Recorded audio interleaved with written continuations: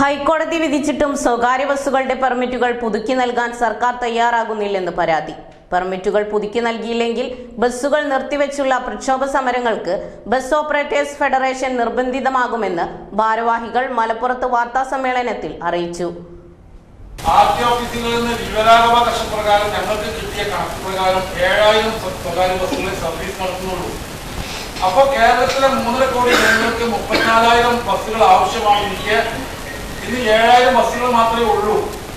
അതിലിപ്പോ എന്താ വെച്ചാൽ ഇപ്പൊ അത്യാവശ്യം സാമ്പത്തിക സൗകര്യമുള്ള ആളുകൾക്കൊക്കെ ഇരുചക്ര വാഹനങ്ങളോ കാറോ ഒക്കെ ഉപയോഗിക്കാം. ഇപ്പൊ ബസ്സിൽ കയറുന്നത് വളരെ സാധാരണക്കാരായ സാമ്പത്തികമായിട്ടും വളരെ പിന്നോക്കം നിൽക്കുന്ന ആളുകളും വിദ്യാർത്ഥികളും മാത്രമാണ്.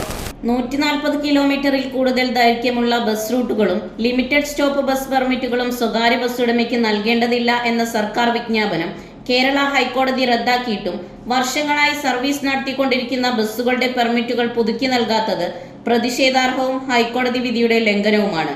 കേരള ഹൈക്കോടതി 2024 നവംബർ 6 വിജ്ഞാപനം റദ്ദാക്കിക്കൊണ്ടുള്ള വിധി പുറപ്പെടുവിച്ചത്. എന്നാൽ പെർമിറ്റുകൾ അനുവദിച്ചാൽ KSRTCക്ക് വലിയ സാമ്പത്തിക നഷ്ടമുണ്ടാവുമെന്ന തെറ്റായ കാരണം പറഞ്ഞാണ് ഗതാഗത വകുപ്പ് പെർമിറ്റുകൾ പുതുക്കി നൽകാതിരിക്കുന്നത്. 243 ബസ് റൂട്ടുകളിൽ ഭൂരിഭാഗവും സറണ്ടർ ചെയ്യുകയോ പെർമിറ്റ് പുതുക്കാൻ കഴിയാതെ നഷ്ടപ്പെടുകയോ ചെയ്തിട്ടുണ്ട്. ഇത് വിദ്യാർത്ഥികളടക്കമുള്ള യാത്രക്കാർക്ക് ലഭിച്ചുകൊണ്ടിരിക്കുന്ന യാത്രാ സൗകര്യം നഷ്ടപ്പെടുത്തുന്നു.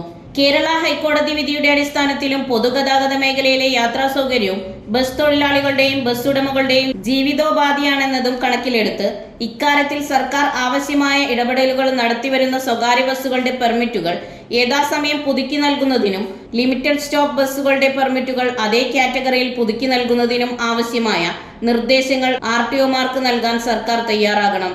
അല്ലാത്തപക്ഷം ബസ് സർവീസുകൾ നിർത്തിവെക്കുന്നതുൾപ്പെടെയുള്ള പ്രക്ഷോഭ സമരങ്ങൾക്ക് ബസ് ഓപ്പറേറ്റേഴ്സ് ഫെഡറേഷൻ തയ്യാറാകുമെന്ന് ബസ് ഓപ്പറേറ്റേഴ്സ് ഫെഡറേഷൻ സംസ്ഥാന general secretary Hamsa Erikkunnan, K Sathyan, Pakkisha Kunhippa, പാസ് മാനു എന്നിവർ വാർത്താസമ്മേളനത്തിൽ അറിയിച്ചു. ന്യൂസ് 99 മലപ്പുറം.